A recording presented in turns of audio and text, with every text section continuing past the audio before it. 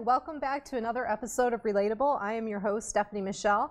This is the show where we talk about exceptional human encounters, the people who make them happen, and the actions that it takes to create them. Now, today we're going to be talking about a really important relationship. I would wager to say that it's the most important relationship we can have outside of our human relationships. And what we're talking about today is our relationship with money. How do you feel about money, your personal finances, spending, savings, all of it, that stuff. For most of us, what we've learned about money, we learned in our childhood. And it's probably shaped our values and beliefs to this day about how we manage our money. So some of the statements that I heard when growing up are things like this: money doesn't grow on trees. You know, when you wanted something new, that new doll, new shirt, whatever it was. Money does not buy love. Heard that a lot when my parents were going through a divorce. Remember that. Money is the root of all evils. Ooh, that one I've had to do some healing around, and I'm sure we'll be talking about that today. And the best things in life are not free. Those are just some of the things that I've heard. If you're watching today live, what have you heard? Like, what were some of the sayings that you heard about money in your childhood that you're still being influenced by today? Now, I know my guest today has heard all of these sayings, plus many, many, many, many more. Joining us in the studio today is Bob Wheeler. He's a certified CPA, speaker, and author of The Money Nerve, and the CFO of the world-famous Comedy Store, which is very cool. Bob has over 30 years of experience as a certified public accountant, licensed in California and New York. He authored The Money Nerve, Navigating the Emotions of Money, helping readers navigate their emotional responses to money, enabling them to recognize patterns. Hello, Siren. Giving them a roadmap to healthy relationships with money. He has inspired listeners via his radio and podcast appearances, speaking engagements, seminars, and workshops. His podcast, Money You Should Ask. I get it. Money You Should Ask. I just got that. Featuring celebrity guests discussing money, success, and abundance. Bob graduated from Rhode Island College in Memphis, Tennessee. He travels a lot and uses what he learns from his travels to keep an open mind and be flexible in his life and to help people navigate the relationship with money. Money You Should Ask. Money You Should Ask. I love it. It's so punny. Punny. I'm a sucker for a good pun. I like puns. Yeah, I would guess you would. So, Bob, thanks for being here today. Absolutely, my pleasure. The first thing that I always ask guests, just to, sometimes I rant at the beginning, and I'm not ranting because I think we're going to be ranting a lot when we get in this conversation. But is there anything pulling your attention right now that you just want to get off your chest? Yeah, well, actually, the thing that, talking about things noticing as I was driving here, I live in Santa Monica. Okay. And as I was driving to the freeway, there was a lot of homeless people. And then as I got off the ramp and came into downtown, there are a lot of homeless people. And, we're going to be talking about money. Yeah. And, we have the privilege, I think, of being able to talk about options. Yeah. And some people are in such a survival mode, I don't know that they really actually have options. Yeah. Or they have very limited options. And, I don't know what the answer is, but it's really, it saddens me to see, it just feels like it's just ballooned into a massive problem. And it's just something I think that ties into this money thing, and how do we help people less than, or that just don't have the tools or the wherewithal or the support system. So, so that's... I can relate to that. I mean, I live downtown and I'm seeing it getting worse, and I feel hopeless sometimes. I don't know how to help. And I was sensitive to that and thinking about my thoughts for this show, because I sometimes, as an entrepreneur, running my own business, doing fun things like this, like I think sometimes I am operating more from a survival mode, but in reality, I have some privileges that people on the street don't have.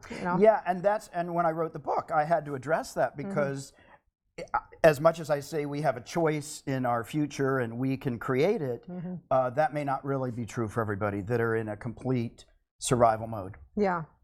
I mean, you would hope, like, we hear a lot down here that, our city politics, like, we always hear that there's enough beds for homeless, but it's not necessarily just the shelter that that homeless people need. It's more the counseling, maybe being told or being advised on how to like have a budget if you get a job, and like how to live on that, and definitely mental health, like definitely counseling around that as part of that equation. But yeah, I mean, the thing for me is if we don't have compassion and empathy included in the equation, rather than there's your bed, be grateful, that doesn't land well. I mean, I wouldn't receive that well. Yeah. Well, and it doesn't work. I mean, it's proven that it doesn't work. And there's all these restrictions in terms of, oh yes, you can have this bed, but you have to give up everything else. You have to give up all the, your things that are your personal belongings. You can't bring them in, or if you're using street drugs to kind of get by, or regular, or perhaps you have an addiction, you can't bring any of that in there. So it's not solving the problem. And don't look like you're having too much pleasure. Yeah. Because you should be grateful that you're getting the little bits. So don't have too much fun. Yeah. Don't enjoy your life. Yeah. Yeah. It's just it's a mixed message, and I think it's a problem that's just growing. Yeah. And this is the last thing I'm going to say about. We could actually do a whole show talking about this, but I wish that our city, LA, with having Skid Row and being in the news, and I wish we were in the position to set an example. Because if we solve this, then cities across America could solve it as well. If we really put our resources together and did a better job, I really believe that we would be helping other people. Absolutely. But that doesn't seem to be happening right now. Got to be the role model. Got to be the role model. Got to be the role model. Speaking of that, well, tell me a little bit about your childhood, and were there any indications that you'd be dealing with money as a career? Well, absolutely not. Okay. I mean, in terms of dealing with money as a career, I was going to be a lawyer. Okay. I had everything set. I was like, from the age of like 8, I had it all, like, this is what's going to happen. We're going to do this and take these classes. I was very focused. But as a kid, I think my parents, wanted to believe they were a little more affluent than they were. Mm-hmm. There were 5 kids. I think my dad. Where are you? I'm third. You're third. You're middle child. Middle child, the best. Yeah. And I think like in the 70s, I think my dad was making like $18,000 a year with 5 kids. In Tennessee. Mm-hmm. And so my mom liked to think that we were on the rich and famous tour, but we were not. And so as a kid, though, it was more like you can have that when you get older. When you have your own money, you can do what you want. Oh, those were your sayings that you heard. That was exactly. It's not your money. It's not your money. Yeah. But it was also very important that we looked really good. So. Did you have church? This seems like a very like. Well, if you're in the South, it's not about whether you go to church. It's which church do you go to. Yes. You got to make sure you go to the cool church or the popular church. Yeah. I had an amazing church that I grew up in, so I'm grateful. But appearances were really important. Yeah. And so, as long as you look good in the photo, you could be on fire, whatever, but look good and smile. Yeah. Make sure that you position well. And in my town, when they first added liquor by the drink, a lot of the church folks ordered their wine. When you get wine at the restaurant, they'd say, do you want it in a coffee cup or a wine glass? And most people get it in a coffee cup so that nobody knows they're drinking. Oh. That's a Southern thing? I'll just have some coffee. So now I think of every talk show. Is it rosé or Folgers? We always have tequila in the studio. I will there you admit that. But nobody's needed to put it in their cup yet. Okay, all right, that's good. Yeah. But yeah, so growing up though, I was really focused on going to law school, and I was like, I didn't want to be poor. My mom was an artist. I didn't see a lot of money in that. And as much as I was into music, I played the piano. I went to college. I was considering being a music major, but I thought, I don't want to be poor. Yeah. I do not want to not be able to have choice. Yeah. Because there were certain things in high school I couldn't do. How did you know? So how did you know that your family was poor? Because it sounds like they were kind of keeping up appearances, but you having that belief going to college must have had some idea like, maybe we're poor. Yeah. So I think what happened was probably it was about the 10th grade, and prior to that, they would make things work. I mean, for the most part. Although when we went to the movies, we'd sneak in the popcorn and the M&Ms, and my mom made some of our clothes. You need to do that today. It's so expensive. It is. But I remember everybody went on this biology field trip in the 10th grade, and it was like a couple $100, and I couldn't go. Yeah. And so and it, you know, so I was like, oh yeah, I'm gonna work. I didn't want to go. Yeah. Even though I was like, yeah. I really wanted to go. And then I went to Rhodes College in Memphis, which was a very affluent school, and I have a scholarship, thankfully. And again, these people lived quite well, and I was like, I don't have a private jet. My car is a Plymouth Fury 3 that I bought for $200 with aluminum foil to make sure there's contact with the battery. So it was like, I mean, appearances again. You're keeping up the appearances. Got to keep up the appearances. Yeah. But you know, we weren't like, we ate, we had food, and so we were taken care of. It's just we did not have the ability to make choices that many more affluent people got to make those choices. So what does the path look like to where you are right now and helping people with their relationship with money? Where did you really start to see like, wow, this is where I'm gonna spend my time? Well, what happened for me, it was sort of a couple of things converging. So I got my CPA license because I didn't want to go to law school because I met a lot of lawyers, and I was like, I think I like accountants better. And I was really good at accounting. A friend of mine had said, you should take accounting classes. I think you'd be good. And I made straight A's. So I was, oh, this is cool. I like this. I like A's. Feel good doing something that I'm good at, right? Yeah. So I took accounting to help my grade point. People are like, okay, strange. And but what happened was I was also doing comedy. I started doing stand-up, and all my friends were comics. A lot of them had no money. And even as I was making more money and I was a CPA, people that were in lesser jobs or making less money than me were being much more financially successful. So I was sabotaging everything that I was doing.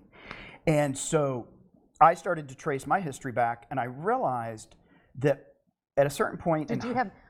Did you start that process by yourself, or did you have a mentor or someone kind of challenging you to look into this? Sort of on my own. Okay, I just started going, because I'm like, why...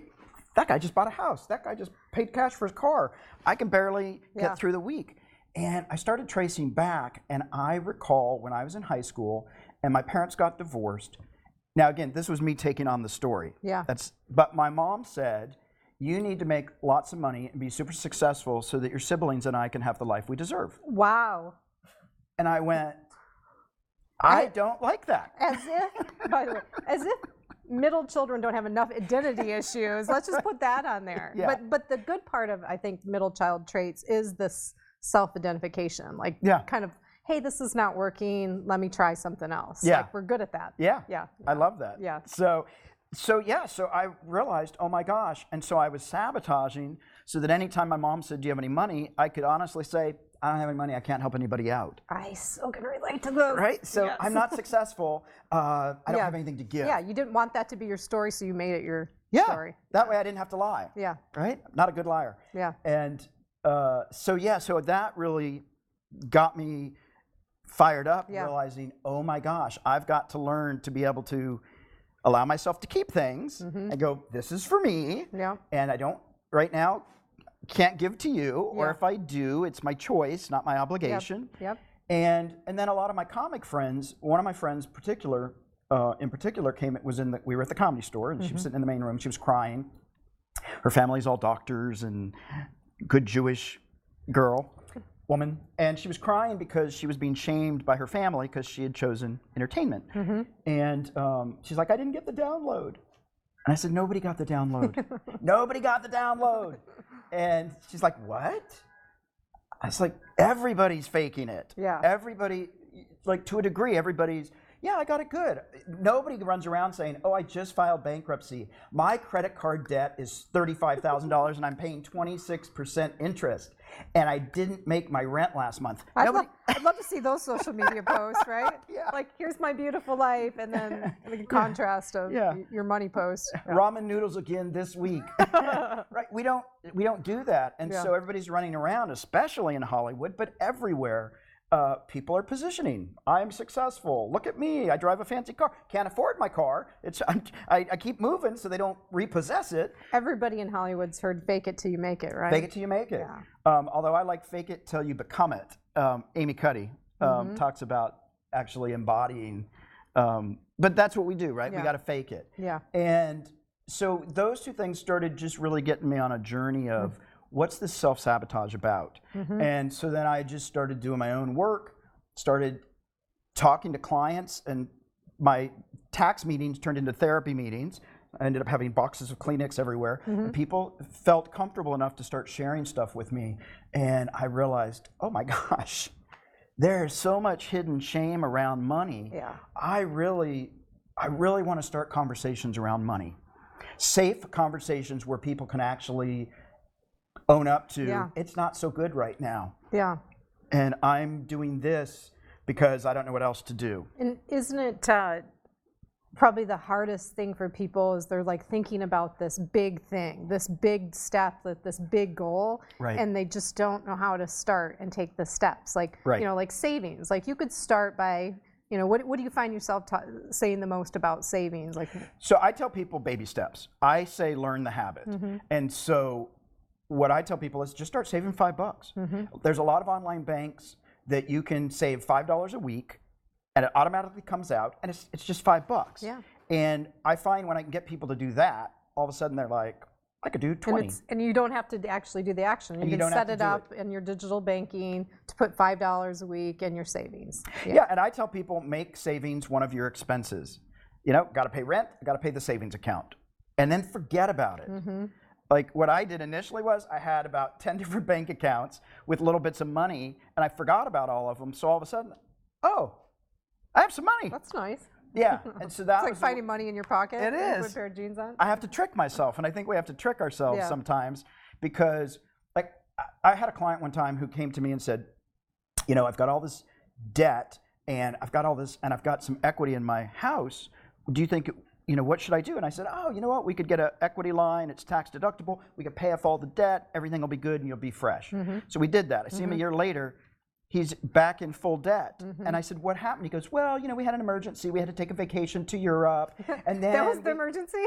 Wait a second. And I said to him, if I had known you were going to just get your credit card debt back up, I would have never helped you get the loan, because now what I've done is doubled your debt. And it's just, you know, we create these stories of it's an emergency. Social media, the media tells us we have to have it now. Don't wait. Why should you wait? You deserve it. Well, do you also think? And I know I've said this a lot on the show, so sorry guys if you're hearing me repeat this, but I've never said it to Bob. So I feel like we're in a situation where the stuff that we don't need is affordable, and it kind of tricks us to believing that we're doing better than we are. Like, you know, buying a $5 t-shirt. We should not be able to buy a $5 t-shirt. First of all, 100 hands probably touched it.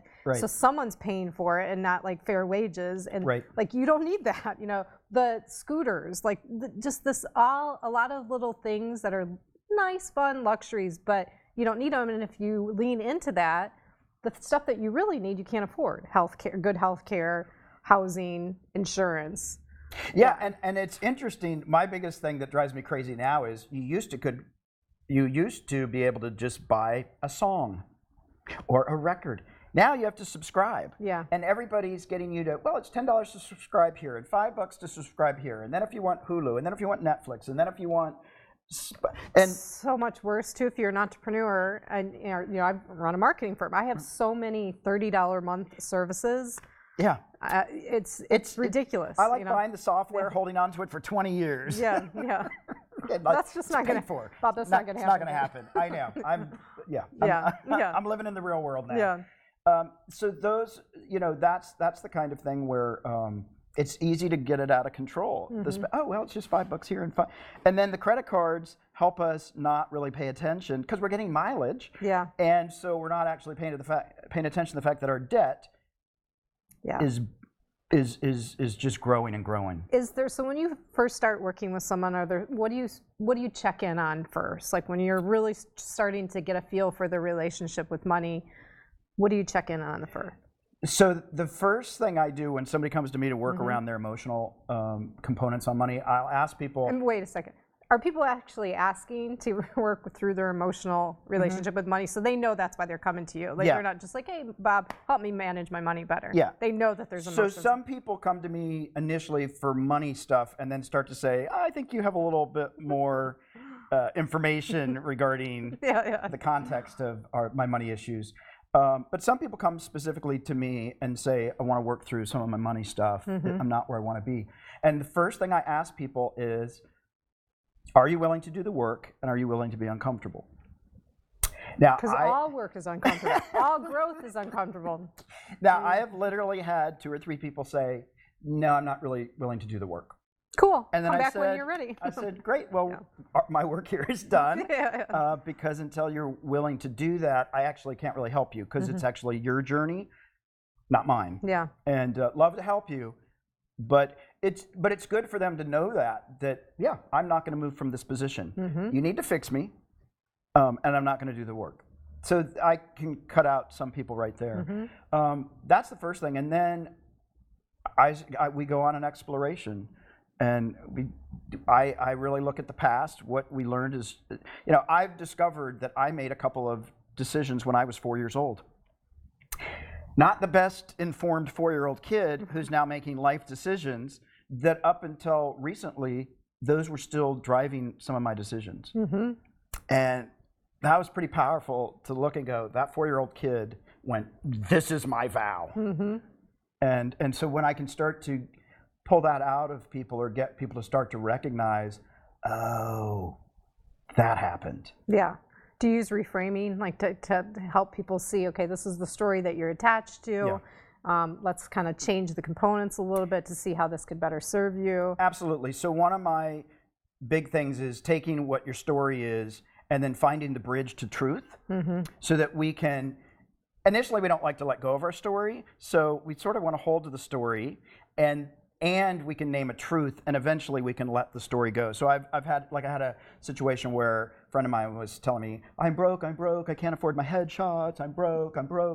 And I said, well, that's funny, because you just flew to Mexico last weekend, and then if I remember, you just leased a brand new car. And you eat out every night. So maybe we could change the story to, I like to spend my money on other things other than my priorities. And within about 3 weeks of challenging him, he had his headshots and was out auditioning, because he wanted to be able to blame it on the headshots that he didn't have a career. Right? We're always looking for somebody else. It's them. Oh yeah, let's talk about that. So how much does blame and entitlement play in the role of the relationship people have with money? I would say it's a significant portion. One of the things that I do in workshops and with people one-on-one is start to explore where's the victim part of me that's saying, I'm doing everything that I can. It's not fair. It's the outside sources that are just doing this to me. I'm such a victim. And one of my phrases is, like, stop waiting for your ship to come in. Go out and build your own ship. Yeah. Right? Stop waiting. Build it with what you have, too. Build it with what you have. Yeah. Right.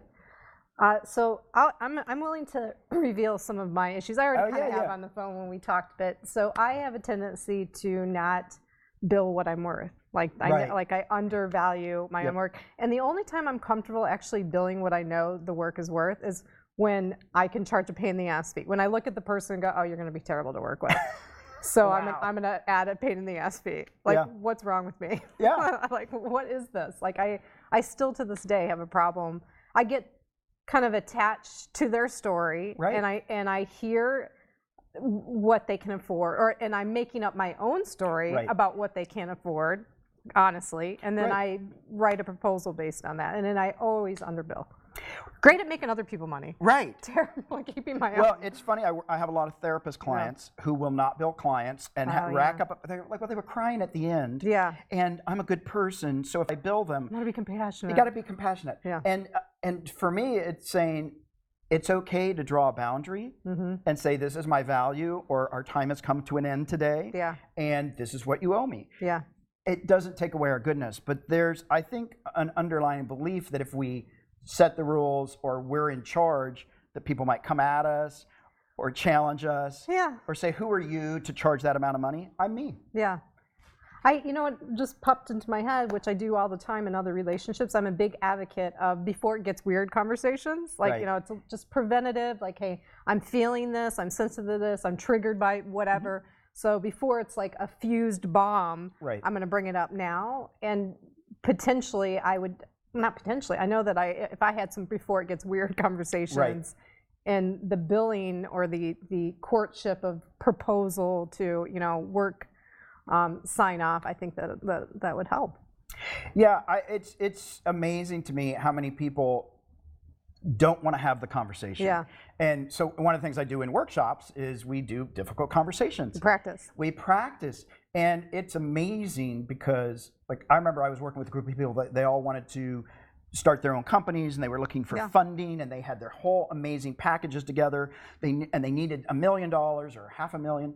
So I said, great, why don't you do your pitch to another person? Yeah. And without fail, every single one of them had no idea how they were going to ask for the money. They were like, oh, but yeah. And they were, oh, that's actually really good information. Yeah. I don't even know what I want to say. This to me, I mean, this is part of the reason why I do this show. You know, we don't have a good way of benchmarking where we should be capable of having a difficult conversation. Like, nobody tells us in high school or, you know, in college, like, you should be able to handle this kind of conversation, and, you know, and so forth. And money, you know, we know that in divorces it plays a big role, you know, in arguments and things not working out. So it would be great, you know, if our culture like really sat us back and taught us how to have conversations. And since we don't do that, I'm a huge advocate of practice. Like even especially in relationships that there's less, you know, there's less risk. So you can practice with a friend first, like, you know, that's going to be a little bit more understanding and work your way up to having that difficult conversation. I still get weird, like when I'm with a friend or maybe, you know, dating someone, like I don't automatically assume that they're paying for the, you know, for a meal. Like that is always awkward to me. Like I don't know if it will never not be awkward. Because like I don't assume, you know, that that's somebody else's responsibility. Yeah. But it does get easier, like as I comment about it, you know, that I let them know, hey, I'm feeling this too. I don't assume that you're supposed to take care of it, you know, kind of thing. Well, that's actually a fun conversation. Is when you're in a group with a group of people at a restaurant, how do you split the bill? Yeah. Do you go, I didn't have dessert, I didn't have the wine, I'm only paying, I had a salad. Or do you run to the bathroom and the bill comes? And some people run to the bathroom. Excuse me. I don't believe in tipping, right? And so so like that's an interesting way to see like your belief system around money and sharing. Totally. But I do think this thing about difficult conversations, it's really hard for people. And I remember I used to practice before even any told me to do that. That's what I would do. I would go practice conversations like asking for a raise or having a confrontation. Again, I think it's a middle child trait. I'm just saying, like, I mean, we're special. You know, no, we're not special. I mean, we also have, what is it, syndrome? The syndrome of like, you know, there's a lot of challenges, I think, being a middle child, but mostly in this bucket of identity, because you kind of, you're like, you're not the favorite older or the baby, and so you don't kind of know who you are, and so you play with that identity, like and you're willing to do a lot of self-exploration and practice to figure it out. So and it's one of the talking about self-worth and asking for what you're worth. One of my first jobs, professional jobs, I went to my boss and I said, I really need to get a raise because financially I can't afford it. My rent's gotten higher. I've got these things going on, and I really feel like you need to give me a raise. And he said, well, I'll tell you what. First of all, I'm not going to give you a raise because you need it. Yeah. That's the most ridiculous thing I've ever heard of. Yeah. I'm going to give you a raise because you've earned it. You do an amazing job. I love what you bring. I love what you do with the staff. And I want to reward you because I see value in you, but I am not going to give you a raise based on I need it to pay my grocery bill. And that was a big revelation for me I do actually have value, and I can actually own that and ask to be paid for my value, not based on what my budget is. What do you think some of the other issues around people accepting their personal value are? Like, what comes up the most when working with clients? That they're going to be judged. Like, who are you to be so confident? Who are you to ask for what you want when I'm not able to do that myself? So there's a lot of projection, and a lot of people will say, I don't want to go to the next level because then I become a target. Well, I've experienced in my own life a little bit of a fear of success because the more I would go in a direction of success, I'd get more isolated, especially with my family. There would be a lot of things said that are like, oh, you think you're better, you know? Yeah. So that created some, the more successful I become, the more isolated I'm going to be. I still struggle with that. Still struggle with that. And for me, and I tell people, yes, if you stand up and say, look at me and this is what I want to bring, people are going to judge you, people are going to attack you. And I still step forward because I'm willing to let that come at me. And if my family goes, you sure think you're better than us? Wow, I'm really sorry you feel that way. And I'm really excited about what's going on. I think Brene Brown addresses this the best in her Netflix special about, when people were attacking her on her TED Talk on vulnerability. And she's like, unless you show me that you've stepped out and have been vulnerable in this way, like your words don't matter to me. Like like until you've taken the same risk and the same step, like we don't even have a conversation going on. Like you don't even know what it's like to like step out like this. Absolutely, and I think the other part of that is the imposter syndrome. Who am I? Yeah. Right. This happens with a lot of actors and entertainers. They attain all the success, and they don't feel like they earned it. There's 10 other people that are more talented than me. There's 500 more talented people, and that's a huge, even in the business world, there's this, people are going to find out that I'm not really as amazing as they think I am. Yeah. But the truth is they ignore the fact that they've put in the education, that they've got the experience, that they've done the work. Yeah. And that is a big fear. When I wrote my book, I said, well, who am I to write this book? And my mentor was good enough to say, well, you're you. And your experience, nobody can take your experience from you. And as long as I own it as my own experience, and so I really like to come from a non-expert model and say, hey, this is what worked for me. Yeah. It might resonate for you. I'm happy to explore it with you. I don't know what your story is and what's going to land. I agree with that. When we talked, we talked about this too. Like I'm a little suspect of anyone that calls themselves a guru or an expert. Honestly, because my experience when someone's like leading with that, there's a good chance that they're not learning anymore, and the world is too vast and there's too much stuff happening and knowledge, newness, research, innovation to like put a cap on what you learn. So when someone's more, I'm a student, and you can't come back from that. When you stand out there like an expert, you are standing out there to be attacked, but when you're just honest and say, look, this is just my experience. I can't speak for everybody. Like I really try to watch my words. Like all men, all women, all of these things, like all people, all no, no. And that's, I remember I did a workshop, and I may have shared this with you, but I did a workshop up in Canada, and the translator, because it's French, translator was a therapist, and they said to me, during the course of the workshop, I said to people, if you get to know me long enough, I'm going to disappoint you. I'm going to hurt your feelings. I'm going to fail. I'm going to be human, but I'm willing to stay and own that part and work it out with you because I'm actually interested in connection and being in a relationship. And this other person said to me, I can't believe you admit that you make mistakes and that you don't actually have all the answers. I would never let my people think that. And I'm like, wow, I feel so sorry for you. Because I'm going to make a lot of mistakes. It seems painful too to hold yourself to a place where you can't. Yeah, that you can't make a mistake because it's just unrealistic.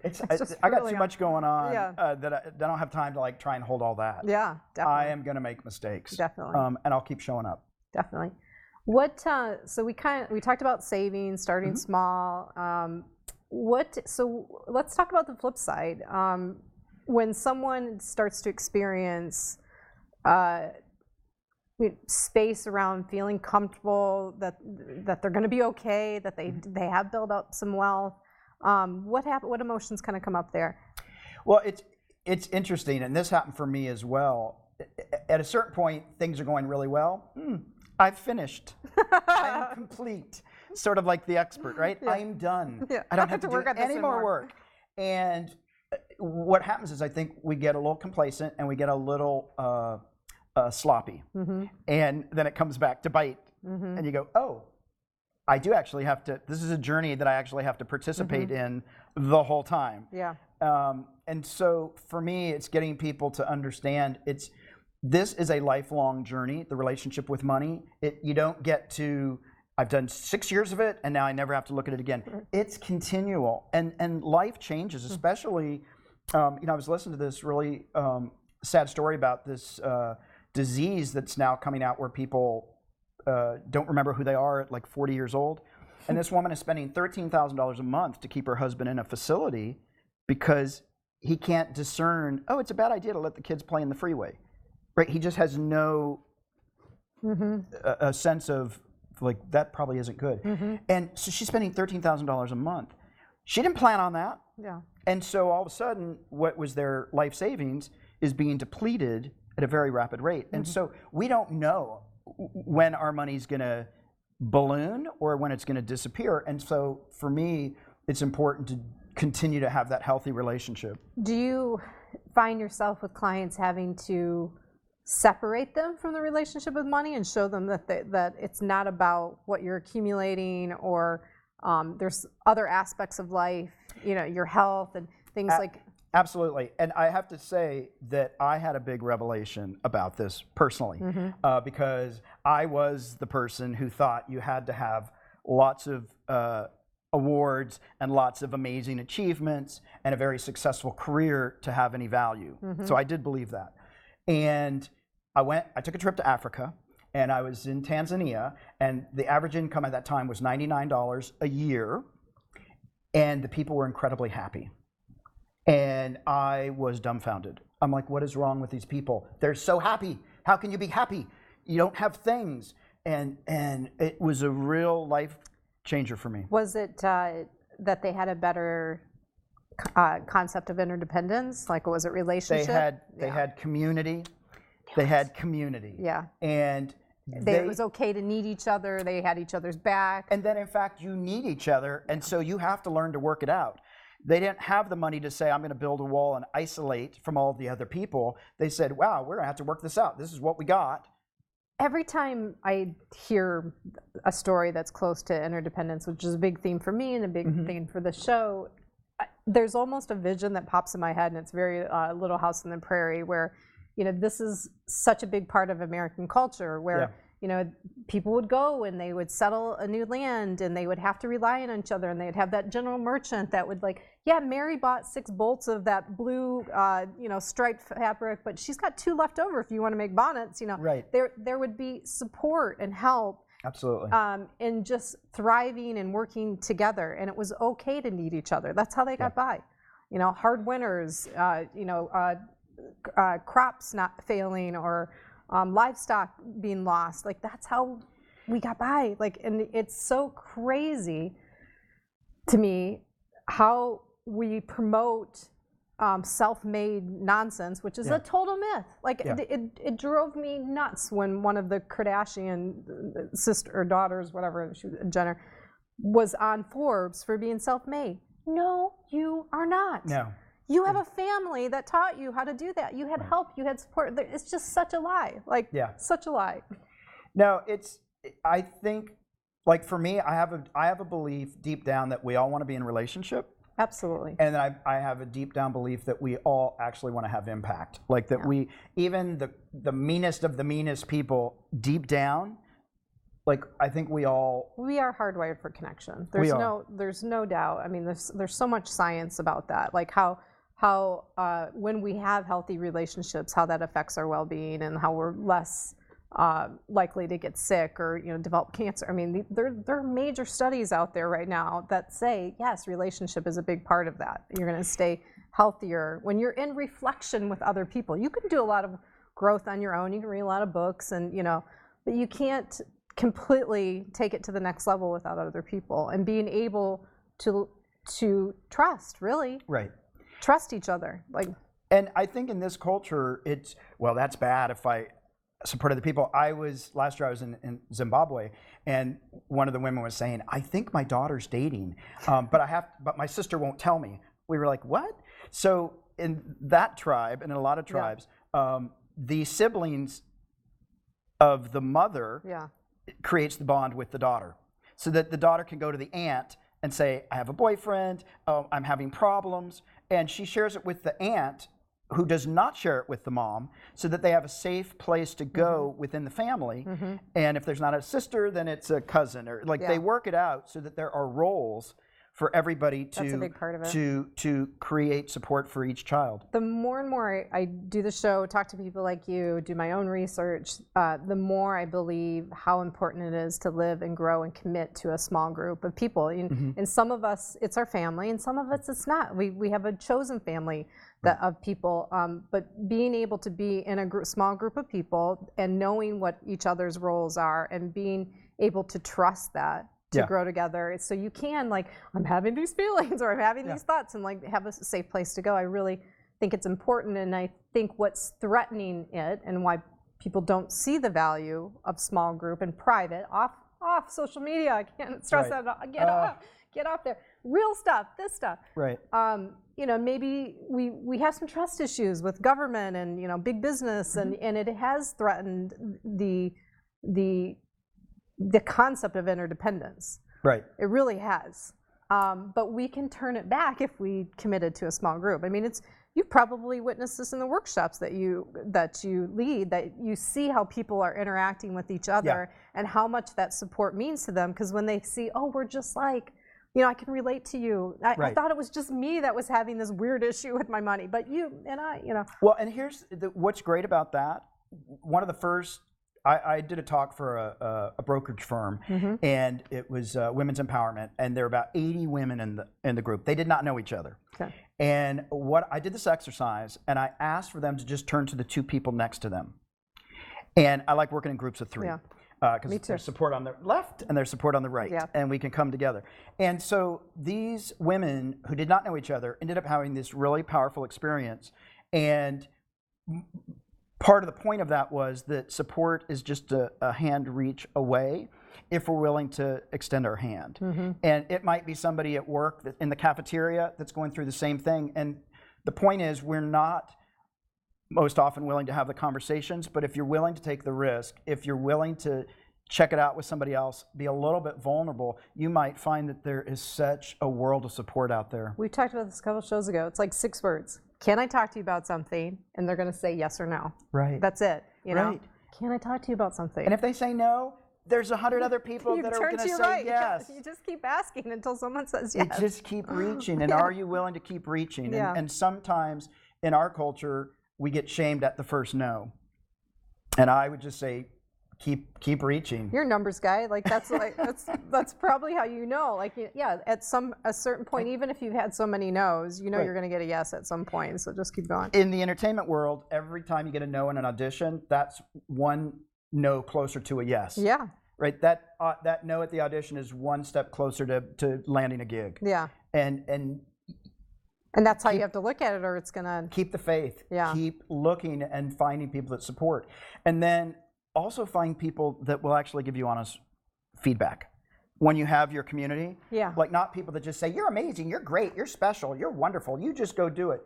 People that will say, hey, Bob, your ego is sort of getting in the way a little bit, and I love you. Yeah. And you might want to, if you're willing, you might take a look at this.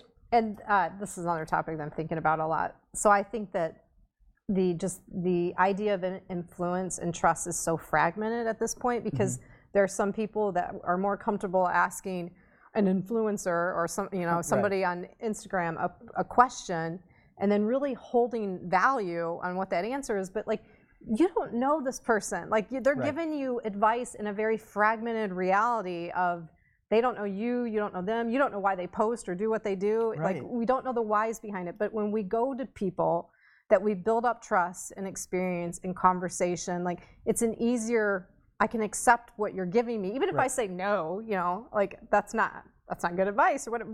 But there's a completion in that circle of trust, because we're doing life together, you know? Exactly, and I get frustrated with some of the big name financial people. Yeah. That are looking for sound bites. Oh, you know? Of course. I think I actually think a lot of the way that we're told, and I'm kind of in this world with the show, and I'm a marketer, so I actually know what I should be doing, and I reject a lot of what works. What's like, oh, that's going to help you have more followers or whatever. Right. Because yes, it's like, it's sound bites, but there's a lack of accountability to you're not connected to the circumstances of that person's life, and you could be giving them the exact wrong information. That's right. Not to mention that the way that this content is entering into our system, it's just like all these dopamine releases that we can't get satisfied. We're not being nourished by that information because it's not a complete cycle, trust, or it's fragmentation. It is, and I get that they're trying to reach the masses, so just don't do it because I said so, or let me shame you. Doesn't really get to the curiosity of why am I doing this? What's my history? Yeah. And I remember when I was down at a Hay House workshop down in San Diego, most of the people there were really just looking for connection. They just wanted the people to say, you know what, you're on the right path. Yeah. They were just looking for a little bit of a little food for the soul to keep going. They weren't looking for a soundbite because, again, I think people want to be in connection and they don't know how. Yeah, and I do think our system's kind of tricked to believing we are in connection because we have this phone that we can jump on the internet and look at all these people's lives and social media, and it's we're more connected and more disconnected. It's really, to me, the exact. It's similar to eating fast food and expecting nourishment. Right. And then you're hungry a couple hours later and you don't know why you're hungry a couple hours later, and you just keep doing it instead of putting the time and the energy and putting the right stuff into your system. And I think social media and media plays a big role in our shame. Yeah. Wow, everybody else is doing it. And the truth is, not everybody else is doing it. Lots of people aren't spending that extra money. A lot of people aren't driving a fancy car. Yeah. A lot of people don't need to take a vacation in France every year. They're living within their means, or they're saving. There was this great Stanford marshmallow experiment that they did years and years ago with the little kids. Yep. And if you didn't eat the marshmallow for 30 minutes, you'd get another marshmallow. Yeah.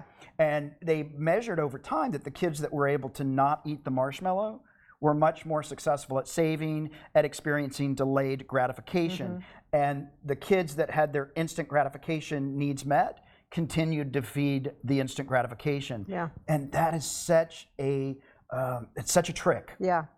And I that has to be some of the effects that you're dealing with clients too, like that you got to peel back, what is your relationship with everything to get to okay, what does it need to be with money? Because if you are used to, if your alerts are on your phone, and I talk about this a lot, turn them off, turn them off, turn them off, turn every single one of them off, even text if you want to be brave.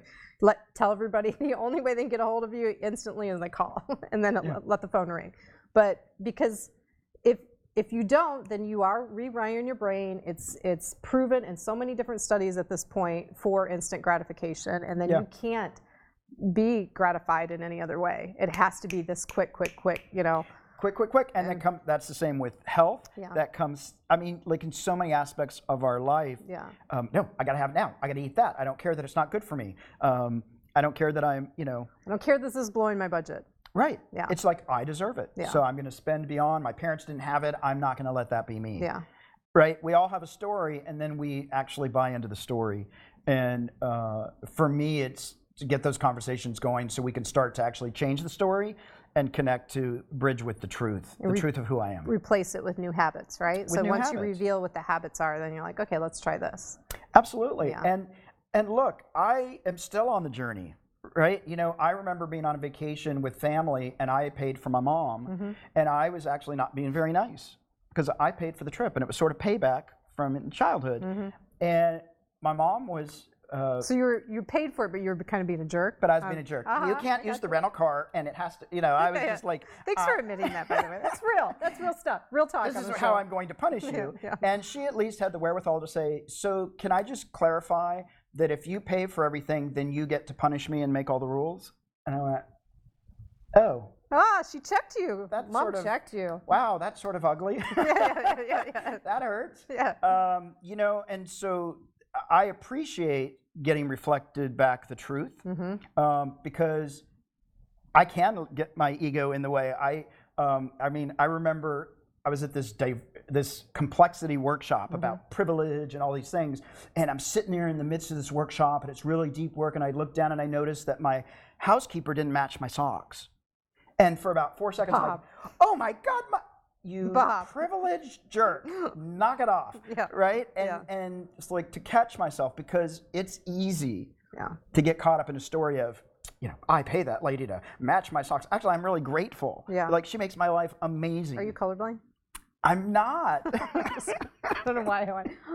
But, and it's funny is I watch other people that mismatch their socks, and I always On go, purpose. and I'm like, that's so cool. But I'm an accountant, and I like things very neat, so I wouldn't do that, even though I was like, I'd love to do it. So she gave me the opportunity, and then I got mad, right? But that was my story. Yeah. And at least I hope that I have enough awareness that I can catch myself quickly, or let somebody else catch me quickly, so I don't go down a crazy... And I don't think you can catch yourself unless you slow down. Like, again, I'm just going to go back to the phone, that if you're in this relationship with everything being very instant, it's going to be hard to kind of slow down and catch some of those really amazing life lessons that make things easier. Like, when you actually get some of that stuff and let that absorb, it actually makes things a little bit easier, especially with relating with other people. So, with other people, when it comes to money, as we can start to get more honest with the truth, I think, for me anyway, life becomes a lot less pressured. If I can say, I can't go to the movie this week, I just don't have it in my budget, or I can't take this trip because it's a little beyond what I had. This is what I budgeted for this month. You might find out your friend says, well, let me pay for the trip because I really just want you to be there with me. Right? But there's so much shame again in actually being honest about our financial situation. And if we could actually be honest with other people, I think the relationships would be deepened. And I see that. I see when people actually start to say, gosh, I don't have my finances together. I didn't know everybody else did. What was the amazing question that you were talking about before we started the show that you challenged people to ask their spouse or partner? So I like to ask people, ask your partner, your spouse, your kids, your parents, how much money do I have to make? How much success do I have to make sure that you still love me? Every part of me reacts to that question. I mean, it's huge. If you can have that conversation, that's huge. And I'm telling you, people that consider themselves to have really healthy relationships with their partners and their parents find that question incredibly challenging, because on some level, a lot of us still want to make our parents proud, want to show them that we did it, that it wasn't a wasted effort, and it's the same thing with a spouse. There are some people that will say, well, you didn't make enough and you're out of my life. Yeah. Or the answer is like, it doesn't matter, honey. We love you. Like, it doesn't matter. So I think the reveal of what people actually say. And most people, I actually believe most people will say, we actually just love you. Yeah. But we've created the story that it has to look a certain way. Absolutely. Or I'm not going to get the love that I'm seeking. Yeah, absolutely. All right, well, we have a couple more things that we get to do together. Oh, okay. We're almost at the end of the show. So everybody gets this question, and the question is, what does this phrase mean to you? Exceptional human encounter. And after you give your definition, if you can give an example of one that's happened recently, I'd love to hear it. So when I hear that, that makes me think of people that go out and have amazing connection and do something positive in the world, like make a mark, without needing to be recognized for being exceptional. That they're just like, that's the essence of who they are, that they just give from a place from their heart, and that they impact other people. The person that comes to mind, I think I mentioned I was in Zimbabwe last year, and there was an older woman, and I wish I could remember her name. She was just beautiful. She ran the school. She ran a women's cooperative teaching women how to sew to make extra money. And she also mentored young women in the community. And I gotta tell you, that whole community would not be thriving if it wasn't for this woman who just does it from her heart. And which is why you probably don't remember her name, because she's not trying to get credit. She's just trying to show up, and she's just doing it. And it was just, and she actually, when several of us when they told us how much they needed for sewing machines, we were all like, oh my God, that's $100 is nothing. And we all donated, a couple $100. And she started crying because she was so grateful. She couldn't believe that we would actually give her the money that we gave her, and nobody had given, I guess, like our group did. But we were all just like so touched, and it was like, it's the least we could do. The moment was priceless that you couldn't, you had to, like, you had to reward for it. Yeah. And that woman, and so many women and people like that are out there helping their communities, not looking for accolades, not doing it so people can say, wow, aren't you awesome? They're just doing it because they love their community, they love their people, they want to see people get empowered, and they're just doing, in their mind, the little bit that they can. Yeah. And I come across this personality a lot in rideshare, like just having a conversation with an Uber or Lyft driver, and it was so spot on, meant to like overwhelming, like goosebumps that you're like, I'm supposed to be in this car with this person having this conversation. Yeah. And there's nothing, that they want further from that. Like, but it's just so, I committed, you can tell that I committed to being present in this car with you. Absolutely. And I love it. Like, when I get in a car with someone, because I rideshare a lot, I gave up my car when I moved downtown. Wow. Yeah. I debate that. That's so hard. Yeah. We'll talk about it offline, because it's like a major lifestyle, like winning. Like it's changed my life, actually. I'm excited about it. But so I end up ride sharing a lot, and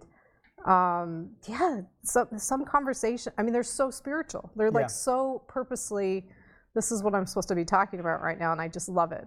It like shocks my system into going, wake up, like really see people around you and really appreciate the interdependence of the life that you're in right now. Yeah, I think that's so true. I think I get shocked sometimes, and I forget that there are actually a lot of people out there in the world wanting to show up in a way that's meaningful and impactful and in relationship. Yeah, I agree.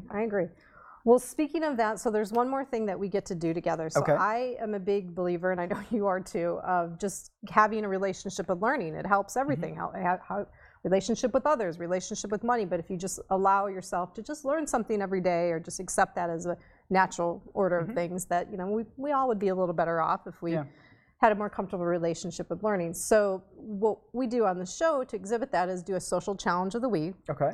And it's usually inspired by our conversation. Okay.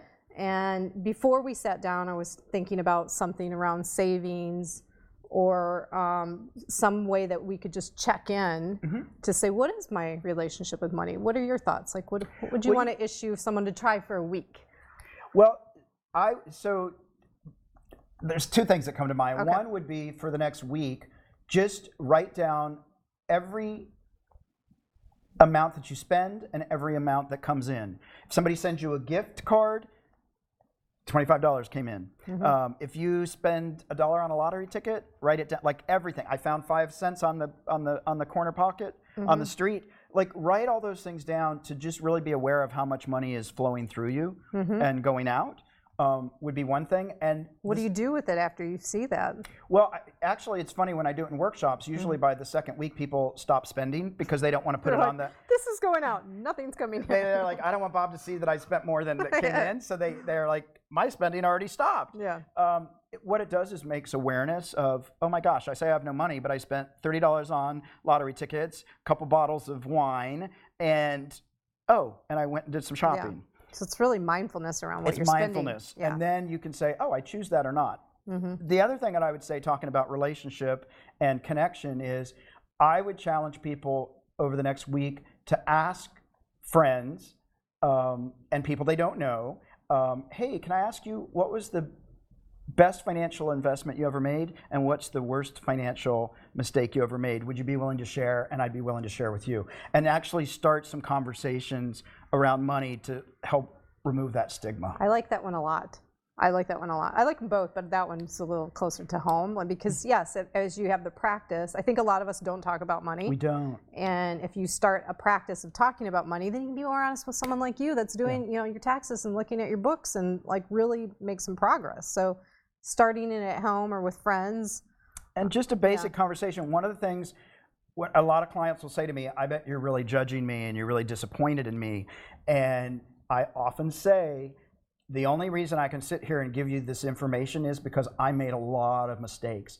I did it wrong a lot. Yeah. And then I learned from my mistakes, but I made a lot of mistakes. That goes back to what you shared at the beginning of the show, that everybody's kind of fronting a little bit, you know, Yeah. like nobody's got it figured out. Nobody. Yeah. I mean, maybe Jeff Bezos, but he doesn't have it figured out in a way that's very helpful to the rest of us in the world. But, Exactly. You know, but yeah. Exactly. I don't think he's got it figured out at all. I think he's got a horrible relationship with just money and his own ego. I think we're all faking it Yeah. until we think we've made it, Yeah. and which is probably never. Yeah. But just keep being conscious. And we forgot one of the sayings that everybody said, you can't take it with you. So. You can certainly try, but it's not going to go far. Definitely. All right. Well, I think this was a great conversation. I'm really glad that you came and got us a little bit vulnerable about talking with money and gave some great points for people to try. And I really appreciate this. I totally enjoyed it. When's your podcast? So my podcast comes out every Monday. We record on Fridays. It comes out on Monday. And it's talking about money beliefs, money blocks, and life choices, because a lot of people, myself included, made life choices based on financial profitability, or I wasn't going to be good enough, or my talents wouldn't be valued as an artist. And so we explore that with people, and how do you stay true to what your passion is, and how do you make the choices you do in spite of resistance or to people telling you no. Perfect. How do you move forward? Definitely. So yeah, listen in. We'll share the link to that, and also the link to Bob's book, The Money Nerve, Navigating the Emotions of Money, all that when we archive the show. Beautiful. Thank you so much for being here. Thank you so much. It was my pleasure. Yeah, it was great. There's a lot of thoughts in my head. My friends are going to hear some questions about money, and Dee and I will probably sync up about this too, because I always can tell what's going on in his head. And welcome back, by the way. He was gone for 4 weeks. And we had a good time with Tim. My editor was on the show for 4 weeks, and we had a good time too, but we missed you. We really missed you. It's good to be missed. Yeah. So as always, I'm just going to sign off the show with, what are you doing to make an exceptional human encounter happen today? Like maybe it's just asking a question. Think about it. See you next week.